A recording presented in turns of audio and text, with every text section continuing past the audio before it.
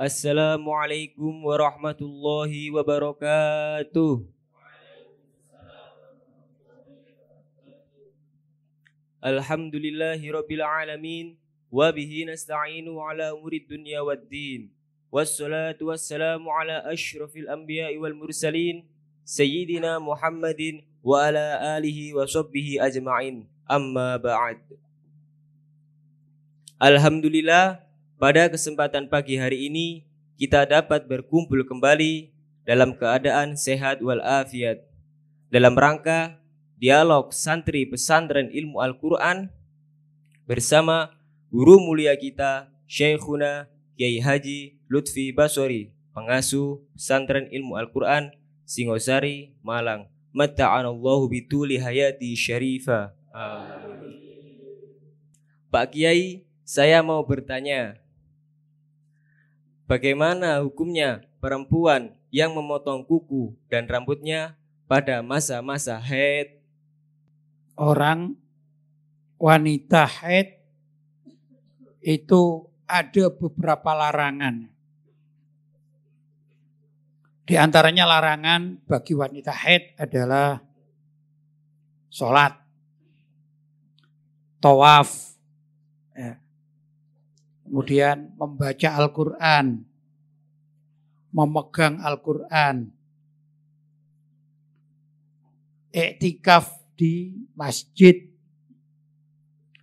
Demikian juga yang termasuk dilarang bagi wanita yang haid adalah memotong kuku maupun rambut.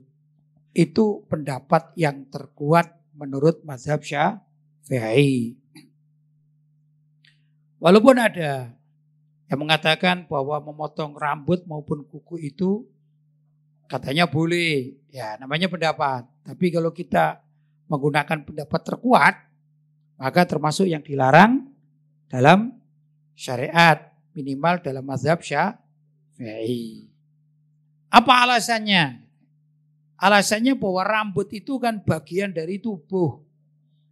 Nah, kalau rambutnya atau kukunya dipotong sebelum suci, itu berarti rambut tersebut dibuang, kan dipotong kan dibuang, itu juga dalam keadaan najis hukmi, najis secara hukum, walaupun dohirnya suci, tapi secara hukmi karena belum dimandikan, maka dihukumi najis, begitu.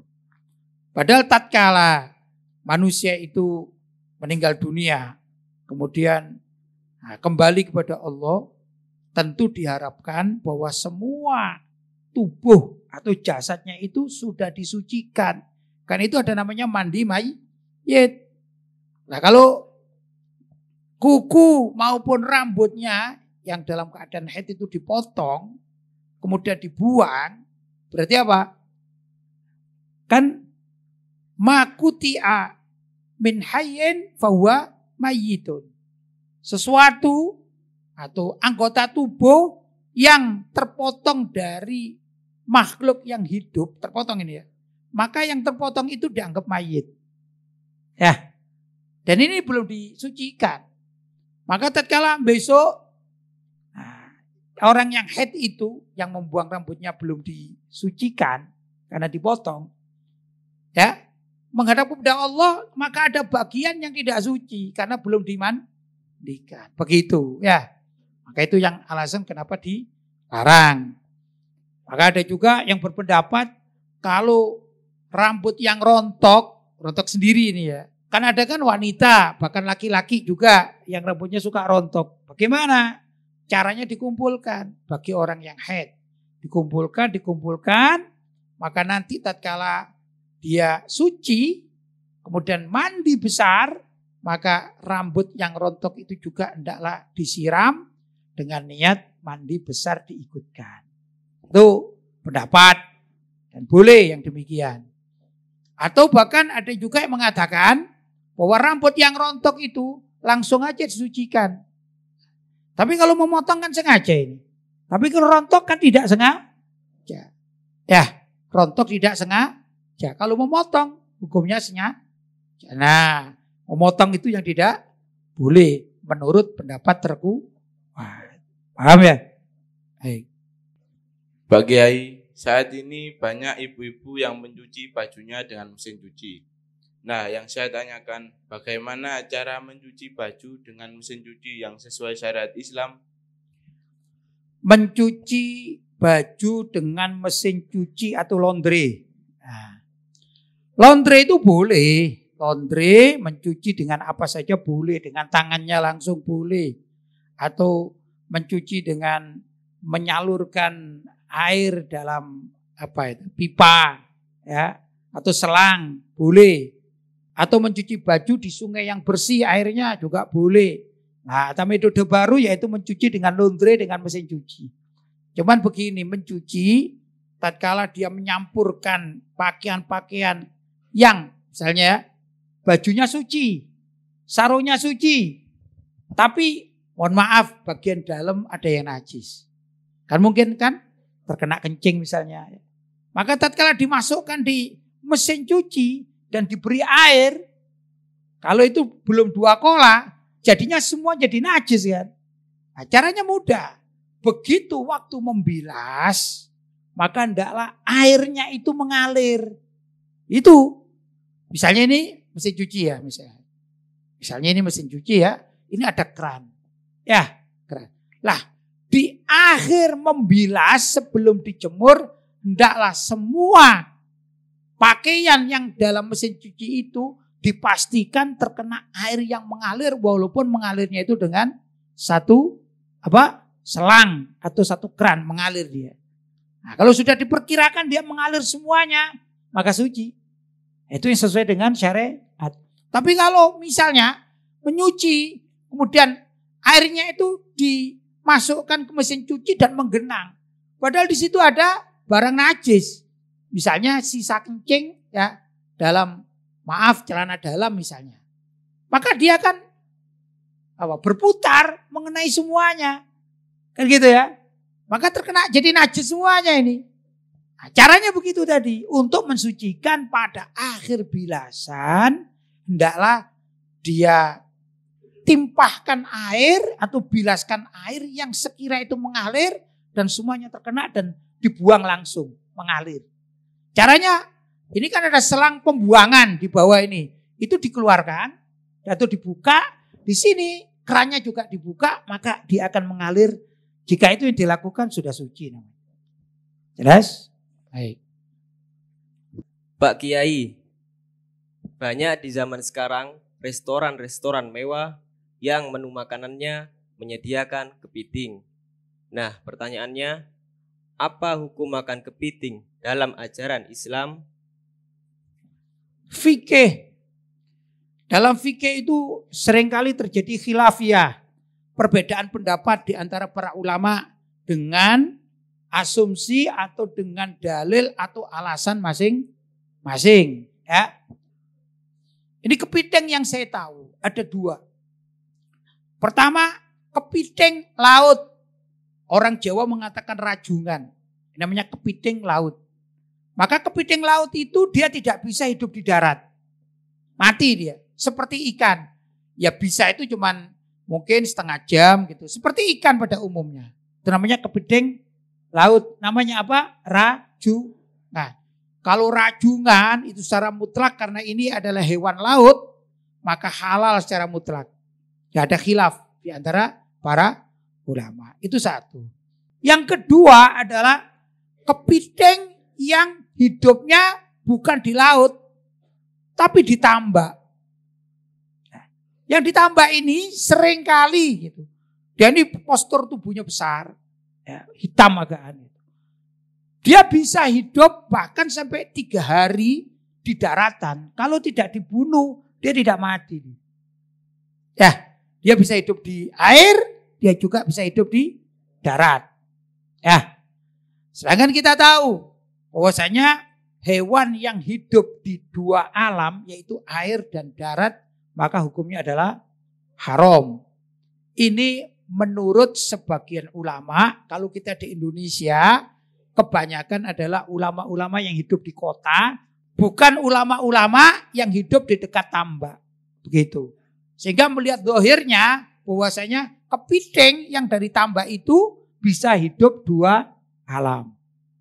Ini ya, maka ulama-ulama perkotaan banyak mengharamkan kepiting. Sedangkan ulama-ulama yang hidup di dekat tambak itu mengerti bahwa kepiting walaupun dia hidup lama di daratan sampai 2 atau 3 hari, tapi tidak bisa mencari makan. Begitu. Kuat, tapi tidak bisa mencari makan. Ada beberapa hewan walaupun makannya itu jarang, bahkan kadang-kadang sebulan sekali itu hidup Mas Ian. Seperti kura-kura. Kura-kura itu kadang-kadang tidak diberi makan atau tidak makan 1 bulan dia kuat. Begitu. Ada jenis-jenis hewan tertentu seperti itu ya. Nah, sedangkan kepiting termasuk adalah jenis hewan yang andai kata tidak diberi makan sampai 3 hari itu tidak mati. Jadi kepiting itu menurut ulama yang hidup di dekat tambak mengatakan bahwa yang namanya hewan hidup di 2 alam adalah hewan yang bisa mencari makan baik di laut atau di air maupun di darat. Itu syarat namanya hewan yang hidup di 2 alam yang diharamkan menurut Islam. Sedangkan kepiting kalau dibiarkan terus dia akan mati. Begitu. Maka menurut ulama biasanya yang dekat dengan tambak, kepiting itu halal dengan alasan tersebut bahwa kepiting hanya bisa makan di dalam air atau mencari makan di dalam air. Jadi bukan termasuk hewan darat. Loh kok bisa? Ya, kok bisa? Termasuk juga ikan lele. Ikan lele itu kadang-kadang kuat hidup di darat. Bahkan ada jenis lele yang kalau kita zaman sekarang itu mudah. Buka klik di YouTube, lele yang hidup di tanah kering. Maka akan muncul. Kan ikan ini kan. Ada lele jenis tertentu yang hidup di tanah kering. Bahkan di situ, kalau misalnya musim ini ya. Musim hujan dia hidup, tidak bisa keluar. Begitu musim kering, dia itu seperti bersemedi itu di dalam tanah. Dan tanahnya kering. Ini ada di Afrika, kadang-kadang kita melihat begitu. Begitu kemudian diambil lele tersebut, dipegang hidup. Padahal tanahnya kering. Ini berarti apa? Lele itu kuat hidup sekian lama di tanah yang kering padahal ikan. Dan itu halal. Kenapa? Dia walaupun lele ini hidup di darat tapi tidak bisa makan di daratan. Kalau mau makan dia harus terjun ke air begitu. Jadi jenis-jenis tertentu. Jelas ya? Jadi kalau ditanya bagaimana hukumnya kepiting? Kalau saya orang kota saya ini ya, jauh dari laut, jauh dari tambak, maka saya tidak makan kepiting. Begitu. Saya memilih tidak makan kepiting. Kalau saya pribadi. Kalau yang mungkin ada di antara kalian ya mempunyai tokoh atau mempunyai guru yang hidup di dekat pesisir atau di dekat tambak. Ternyata beliau makan kepiting, ya berarti beliau mengikuti pendapat yang boleh karena alasan tadi yaitu kepiting tidak bisa mencari makan di darat tapi khusus di air. Begitu jawabannya. Ya, kalau tanya sama saya, apakah saya makan kepiting? Selama ini saya tidak makan kepiting, tapi makan rajungan suka sekali saya makan rajungan. Ya, itu. Pak Kiai, di era sekarang teknologi semakin canggih. Dan banyak orang-orang yang membeli barang melalui online atau COD. Nah, yang saya tanyakan, apa hukumnya jual beli online atau COD? Ya, jual beli online. Pertama, jual beli itu syarat utamanya tidak ada ghisyun, penipuan. Ya, syarat utama di antara dari sekian banyak. Kita kan bicara online ya. Maka di situ harus jelas. Alamatnya jelas, kalau ditelepon jelas, ya enggak? Komunikasinya jelas. Nah, itu namanya memenuhi syarat di dalam jual beli. Banyak sih syarat-syaratnya, cuman saya bicara tentang masalah penipuan. Nah, di dalam online itu ada 2 tipe jualan online karena tidak ketemu langsung kan. Maka online yang memang bonafit, ini ya, bonafit ya dengan alamat, dengan telepon, bisa komunikasi dengan baik itu ya. Ini termasuk memenuhi syarat jual beli yang halal. Itu satu ya. Tapi jual beli online Kadang-kadang ada cuman nomor HP-nya saja, begitu dihubungi masih sulit. Tapi online ada juga yang penipuan. Misalnya hanya cuman memberikan nama handphone. Tatkala kita minta video call, gak dikasih. Dia kirim video-video yang lama-lama, dia ngambil, bahkan download dari YouTube barangkali. Nah ini mencurigakan. Ya, kadang-kadang yang demikian ini harga mestinya 1 juta, dia jual cuma 350. Semakin murah, semakin mencurigakan. Ya enggak? Ayo video call, ternyata tidak mau. Nah ini kan namanya ada tipu daya. Ada tipu menipu. Nah, jelas ini batal di dalam urusan jual belinya. Jelas ya? Sekarang tentang hukum jual beli online yang bonafit bagaimana? Menurut para ulama al-asrin, apa ulama al-asrin? Yaitu ulama yang hidup zaman sekarang atau ulama kontemporer. Termasuk juga Bahsul Masail. Ada di NU sendiri ada, di Muhammadiyah juga ada, di MUI juga ada. Itu karena eranya sekarang sudah era digital dan kita bisa melacak dengan benar, maka diperkenankan atau diperbolehkan jual beli secara online. Begitu yang disepakati oleh al-ulama al-asriyun, ulama yang hidup di zaman sekarang. Memang di dalam kitab-kitab fikih tidak ada. Karena ini adalah perkembangan zaman. Kalau kita mencari kitab fikih, maksudnya di dalam mazhab kita, mazhab Syafi'i, atau mazhab Hanafi, atau mazhab Maliki, atau mazhab Hambali, dalam literatur kitab kuno, nggak ada. Sebab apa? Di zaman ulama-ulama itu belum ada jualan secara online. Nah sekarang jadi ada. Tapi ada beberapa kriteria jual beli yang boleh dilakukan, yaitu tatkala jual beli itu antara lain tidak ada ghishon atau tipu menipu. Begitu ya. Pak Kiai, bolehkah seorang supir bis yang pekerjaannya selalu keluar kota untuk menjamaknya setiap hari? Sopir bis, sopir truk, ya, atau kereta api, ya, itu kan pekerjaannya tiap hari keluar kota. Tapi kalau boleh saya ralat, kalau boleh. Yang saya tahu, saya banyak kenal supir bis itu, ya, itu nggak setiap hari dia.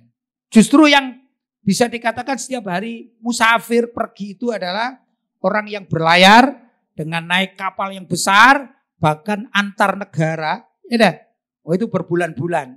Gimana sholatnya? Boleh jamak atau tidak boleh jamak? Ya, ini. Tetap boleh jamak tatkala dia ini di dalam safar. Tetap boleh jamak. Ya, walaupun 1 bulan dia boleh jamak asalkan dia dalam keadaan safar. Bepergian, perjalanan. Tapi tatkala dia ini berhenti, karena dia tiap hari pekerjaan begitu, ya maka adalah dia sholat mutim. Begitu, sholatnya sholat biasa. Karena apa? Supir bis yang ditanyakan itu biasanya sip-sipan dia. Dia ada penggantinya. Misalnya kalian berdua ini ya, bekerja. Saya punya perusahaan bis. Kalian berdua adalah bekerja pada saya supir lah misalnya. Maka hari Sabtu kamu bakal nyopir ke Jakarta. Pulangnya hari apa? Paling hari Senin. Sabtu berangkat. Ahad di sana. Senin pulang. Kemudian jatuhlah Selasa. Selasa kamu yang nyopir. Begitu. Lalu Selasa berangkat Selasa sampai sana. Kemudian Rebo di sana. Kamisnya pulang. Ketemulah Jumat. Jumat kamu yang nyopir. Begitu biasanya. Sip-sipan namanya. Nah tatkala kamu di rumah. Ya tidak boleh kamu sholat jamak. Harus sholat biasa. Mutim dan biasa. Sholatnya orang-orang yang normal. Tapi tatkala kamu bepergian, nyopir itu tetap boleh. Ya, demikian juga yang safar lewat apa tadi? Kapal besar, bagaimana? Nah, bagi orang yang hati-hati. Kalau hukumnya sih boleh. Tapi orang yang hati-hati. Kapal itu kan besar. Dan di situ ada musolahnya. Kalau kapal-kapal kecil enggak mungkin berhari-hari, enggak. Tapi biasanya kapal itu kalau besar, pesiar namanya, itu ada musolahnya. Saya pernah naik kapal besar itu, bahkan di situ ada kolam renangnya. Loh kalau kolam renangnya aja ada, bagaimana dengan musola? Ada yang jelas. Ya, maka tatkala waktu sholat. Dan saya juga waktu bepergian 2 hari naik kapal, saya sholat biasa waktunya. Tidak jamak. Begitu. Boleh apa tidak boleh? Ya boleh. Ya, kita mau jamak boleh, kita tidak jamak juga boleh. Karena normal orang yang hidup di perkapalan yang besar, mungkin serumah ini ya, serumah kita ini jauh, kecil ini, lebih besaran kapal itu. Kapal itu kalau sudah besar besiar bisa seperti kampung. Ya, maka normal. Ada musolanya, ya, ada tempat wudhunya, ada tempat mandinya. Ya sudah kita sholat biasa aja waktunya. Begitu. Ya, tapi kalau hukum tetap boleh selagi orang itu dalam keadaan safar, termasuk sopirnya pun juga boleh. Nahkodanya juga boleh. Ya, begitu di dalam syariat. Pak Kiai, sebentar lagi kan kita dan umat Islam lainnya akan memasuki bulan suci Ramadan. Nah, yang saya tanyakan, apa saja yang perlu kita dan umat Islam lainnya untuk mempersiapkan dalam menyambut bulan suci Ramadan? Apa yang perlu dipersiapkan tatkala kita akan memasuki bulan suci Ramadan? Man fariha bi qudumi Ramadan farihallahu bihi. Barang siapa yang bergembira dengan datangnya bulan suci Ramadan, maka Allah pun bergembira dengan orang tersebut. Artinya kalau Allah bergembira berarti Allah akan menyambut dan berarti Allah akan mengampuni. Allah akan memberi pahala kepada orang-orang yang senang dengan kedatangan bulan suci Ramadan. Termasuk dari kemunafikan adalah orang yang merasa sedih atau susah bahkan marah dengan datangnya bulan suci Ramadan. Apalagi kalau hitung-hitungan, saya nanti kerja saya gimana kalau bulan suci Ramadan? Sudah hilang semua pekerjaan saya dan lain sebagainya. Ini berarti di dalam hatinya ada kemunafikan atau sifat kemunafikan. Naudzubillah min dzalik. Tapi kalau kita ini senang, ya senang. Wah ini Ramadan mau tiba, gitu kan? Kita senang. Apalagi santri. Wah ini Ramadan akan tiba ini. Pasti ada liburan, senang. Ya, betul? Itu santri kan gitu. Tapi kalau kita bicara orang-orang pada umumnya senang. Wah saya nanti kalau Ramadan saya persiapan mau iktikaf. Saya mau baca Quran, saya mau mengaji ini dan menyusun semuanya. Ya, maka itu adalah termasuk orang yang bergembira dengan kedatangan bulan suci Ramadan. Kita katakan ahlan wa sahlan ya Ramadan. Kan begitu ya. Nah apa saja yang perlu dipersiapkan? Secara zahir, maka apapun yang akan kita laksanakan. Misalnya orang yang akan sahur dari ibu-ibu, ya kan memasak. Kalau ada alat-alat yang kurang di dapur, misalnya kalau tidak Ramadan takjilnya nggak ada, berarti nggak ada kolak, gitu ya. Tapi kalau ada Ramadan berarti di rumah tangga menyediakan kolak kan gitu kan. Maka hendaklah ibu rumah tangga itu menyediakan cangkir khusus atau tempat khusus untuk menyuguhkan kolak tadi itu. Tatkala si ibu ini membelikan cangkir atau tempat itu khusus untuk dipergunakan takjil bagi keluarganya, maka membeli tempatnya, tempat takjil itu dapat pahala. Kita misalnya, saya akan aktif taraweh. Di mana? Di musola saya atau di masjid. Sajadah saya ini sudah kusam. Ya, saya punya uang, belilah sajadah yang baru. Tujuannya apa? Dipergunakan untuk menyambut datangnya bulan suci Ramadan. Buat apa? Sholat di musola atau di masjid. Maka beli sajadahnya juga dapat pahala. Begitu. Dan semuanya. Kita punya baju, kita punya peci. Ya, kalau punya uang, ini mau datang bulan suci Ramadan. Masa peciku tetap ini saja. Setahun sekali lah ganti. Maka yang tepat pada bulan suci Ramadan atau menghadapi bulan suci Ramadan. Itu adalah yang sangat baik untuk diamalkan. Nah, pada bulan Sya'ban, ini kan sebulan sebelum Ramadan, itu namanya bulan latihan. Jadi bulan latihan untuk menghadapi bulan suci Ramadan.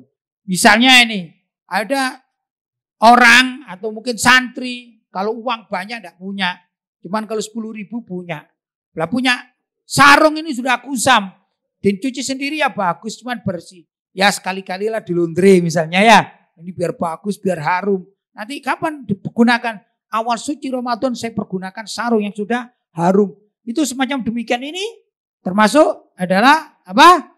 Orang-orang yang diharapkan besok mendapatkan ampunan dari Allah, dan surga itu akan membuka diri bila mana ada orang yang bertarhib atau apa ya, mengatakan ahlan wa sahlan ya Ramadan, senang dengan kedatangan bulan suci Ramadan, bersiap-siap masuk Ramadan, maka sesungguhnya surganya Allah itu terbuka lebar dan mengatakan ahlan wa sahlan juga, hai fulan bin fulan, begitu ya.